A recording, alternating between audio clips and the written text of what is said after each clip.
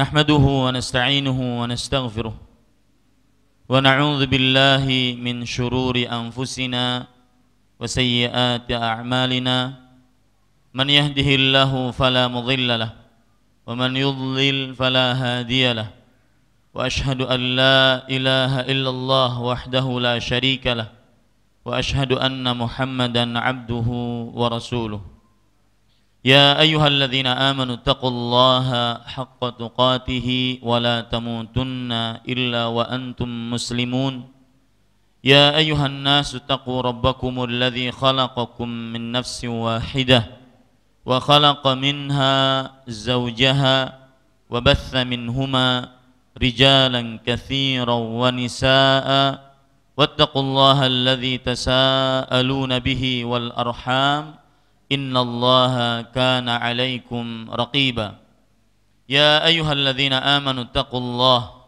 وقولوا قولا سديدا يصلح لكم أعمالكم ويغفر لكم ذنوبكم ومن يطع الله ورسوله فقد فاز فوزا عظيما أما بعد فإن أصدق الحديث كتاب الله وخير الهدي هدي محمد صلى الله عليه وعلى آله وسلم وشر الأمور محدثاتها وكل محدثة بدعة وكل بدعة ضلالة وكل ضلالة في النار. Bismillahirrahmanirrahim. Eko Prianto bin Agus Prianto, seorang perempuan bernama Nurlaili binti Suryadi almarhum, saya nikahkan akan engkau. Wali pamannya mewakilkan kepadaku dengan maharnya sebingkai cincin emas dan kitab Riyadhus Shalihin tunai. Saya terima nikahnya Nurlaili binti Suryadi rahimahullah dengan mahar sebingkai cincin emas dan kitab Riyadhus Shalihin tunai. Dan di antara tanda-tanda kebesarannya, ialah Dia menciptakan pasangan-pasangan untukmu dari jenismu sendiri, agar kamu cenderung dan merasa tenteram kepadanya. Dan Dia menjadikan di antaramu rasa kasih dan sayang. Sungguh, pada yang demikian itu, benar-benar terdapat tanda-tanda kebesaran Allah bagi kaum yang berfikir. Bismillahirrahmanirrahim. Alhamdulillahirabbil alamin wa bihi nasta'in ala umurid dunya waddin.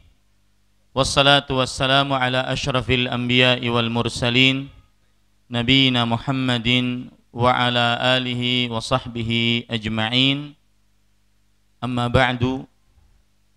Alhamdulillah, kita bersyukur pada Allah Subhanahu wa taala pada hari ini, hari Ahad, hari Sabtu, tanggal 26 Jumadats Tsaniyah 1435 Hijriah, kita duduk bersama di Masjid Imam Syafi'i ini untuk mengadakan sebuah akad nikah antara saudara Eko dengan Nurlaili, dan sebagaimana yang disunnahkan oleh Rasul sallallahu alaihi wa ala alihi wasallam, kana Nabi sallallahu alaihi wa ala alihi wasallam idza rafa'a insanan qala barakallahu lak wa baraka alaik wa jama'a bainakuma fi khair.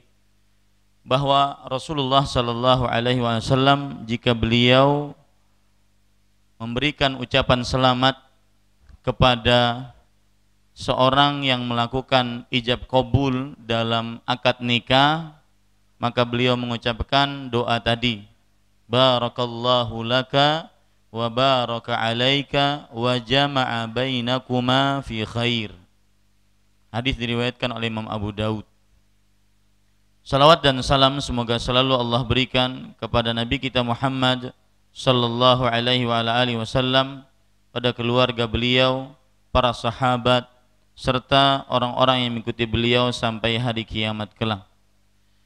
Bapak, Ibu, saudara-saudari yang dimuliakan oleh Allah Subhanahu wa taala, tidak banyak yang akan disampaikan dalam ceramah singkat setelah akad nikah ini hanya mengingatkan beberapa hal tentang pernikahan. Ketahuilah, terutama wahai para orang tua, menikah adalah termasuk sunnatul mursalin, termasuk sunnahnya para rasul alaihi wassalatu wassalam. Allah Subhanahu wa taala berfirman di dalam surat Ar-Ra'd ayat 38, "Walaqad arsalna rusulan min qablika wa ja'alna lahum azwajan wa dzurriyyah." Dan sungguh telah kami utus para rasul sebelum engkau dan kami jadikan bagi mereka pasangan atau istri-istri dan anak keturunan. Kemudian juga menikah di samping dia sunnah para rasul, dia termasuk dari tanda-tanda kekuasaan Allah Subhanahu wa taala. Allah Subhanahu wa taala berfirman, "Wa min ayatihi an khalaqalakum min anfusikum azwajan litaskunu ilaiha wa ja'ala bainakum mawaddatan wa rahmah inna fi dzalika laayatin liqaumin yatafakkarun." Surat Ar-Rum ayat 21.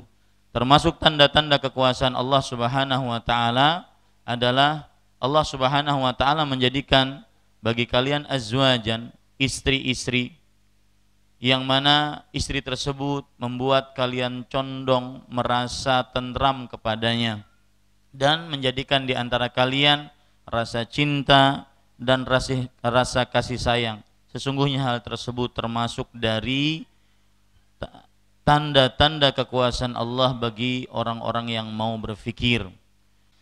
Kemudian Bapak, Ibu, saudara-saudari, oleh karenanya terutama di zaman yang penuh dengan godaan syahwat terutama terhadap anak-anak remaja, sudah seyogianya kita para orang tua memudahkan untuk menikahkan anak-anak kita kalau seandainya dia mampu. Sebagaimana yang disebutkan dalam hadis riwayat Imam Bukhari, Rasulullah sallallahu alaihi wasallam bersabda, "Ya ma'syarasy syabab, man istata'a minkumul ba'ata falyatazawwaj fa innahu aghaddu lil basar wa ahsanu lil farji." Wahai para pemuda, barang siapa di antara kalian mampu untuk melakukan al-ba'ah. Al-ba'ah adalah menafkahi lahir dan batin. Yang suami bisa menafkahi lahir dan batin pada istrinya, maka hendaklah kalian menikah. Sesungguhnya dia lebih menundukkan pandangan dan lebih menjaga kemaluan. Makanya tercela orang tua terutama di zaman sekarang yang menyusah-nyusahkan untuk menikah. Bahkan Rasul sallallahu alaihi wasallam dalam hadis riwayat Imam Abu Dawud, "Khairun nikahi aisaruha." Sebaik-baik pernikahan adalah yang paling mudah. Kalau seandainya ada orang tua perempuan yang didatangi oleh pelamar laki-laki untuk melamar anak perempuannya, jika si pelamar tersebut terlihat baik agamanya, baik akhlaknya, maka hendaklah menerima.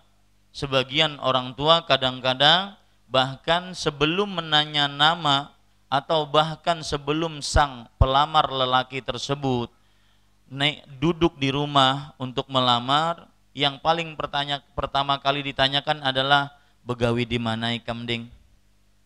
Ini keliru, tidak sesuai dengan hadis Rasul sallallahu alaihi wasallam. Nabi Muhammad sallallahu alaihi wasallam bersabda, "Idza ja'akum man tardawna dinahu wa khuluquhu fazawwiju illa takun fitnatun fil ardi wa fasadun 'arid." Jika datang kepada kalian seorang pelamar, seorang lelaki yang ingin melamar anak perempuan kalian yang kalian ridhai agama dan budi pekertinya, maka nikahkanlah ia. Kalau seandainya tidak terjadi demikian, maka akan terjadi ketidakstabilan dan juga kerusakan yang merata di bumi. Dan itu yang terjadi. Susah-susah menikah, akhirnya banyak perzinahan.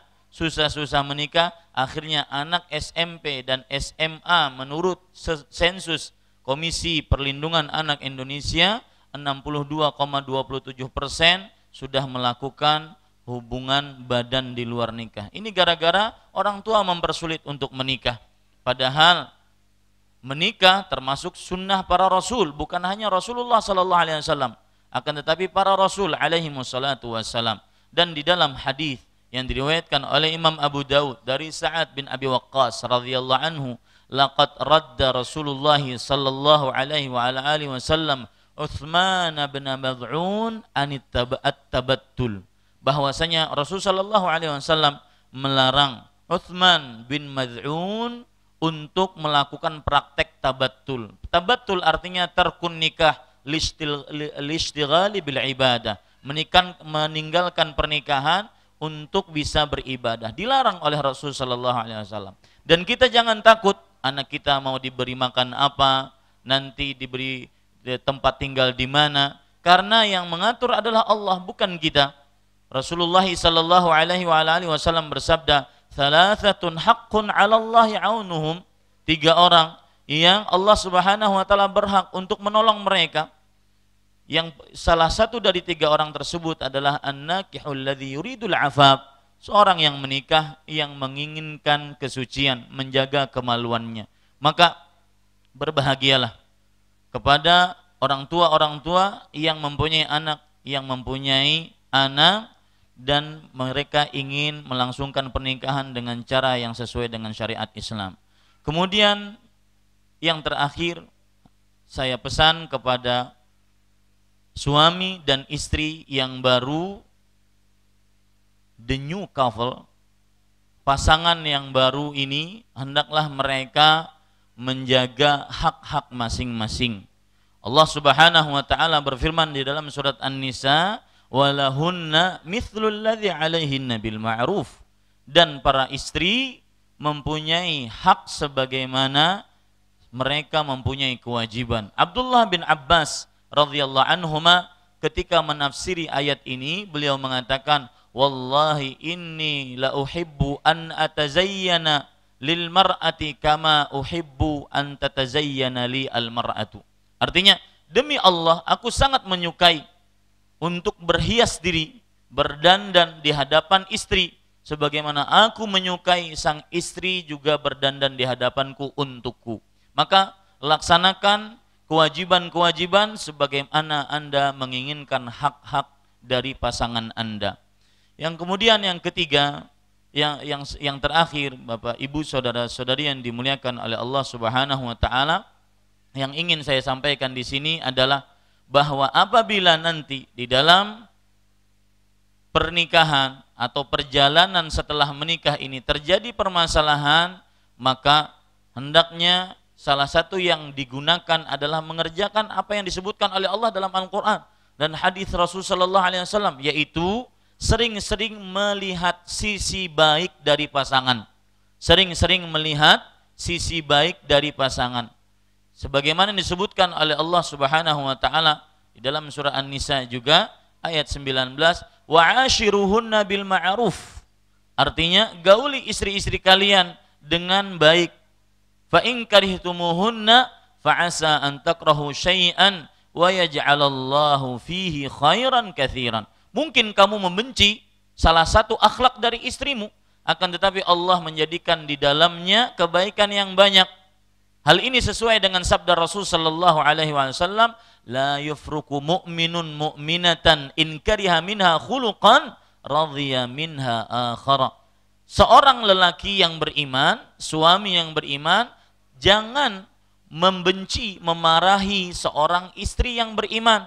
Kalau seandainya dia membenci salah satu akhlak dari akhlak si istri tersebut, maka dia akan menyukai, merelai beberapa akhlak-akhlak baik yang lain yang dimiliki oleh sang istri. Mudah-mudahan pernikahan ini mendatangkan manfaat dan berkah, dan saya berpesan jangan lupa setelah ini melakukan sunnah-sunnah Rasul sallallahu alaihi wasallam, di antaranya sang suami meletakkan tangannya di kepala sang istri dan mendoakan agar mendapatkan berkah dan meminta perlindungan agar dijauhkan dari keburukan sang istri tersebut. Kemudian sholat 2 rakaat bersama-sama secara berjamaah. Kalau seandainya mereka sudah bertemu di dalam satu kamar yang disebut dengan siang pertama atau malam pertama. Demikian, mudah-mudahan bermanfaat dan saya ucapkan kepada Bapak yang menikahkan tadi, jazakumullahu khairan, terima kasih banyak atas kedatangannya, dan kami juga mengucapkan kepada Bapak, Ibu, para undangan sekalian, terima kasih banyak atas kedatangannya. Saya ucapkan sallallahu nabiyana Muhammad, subhana rabbika rabbil izzati amma yasifun, wa salamun ala mursalin, walhamdulillahi rabbil alamin.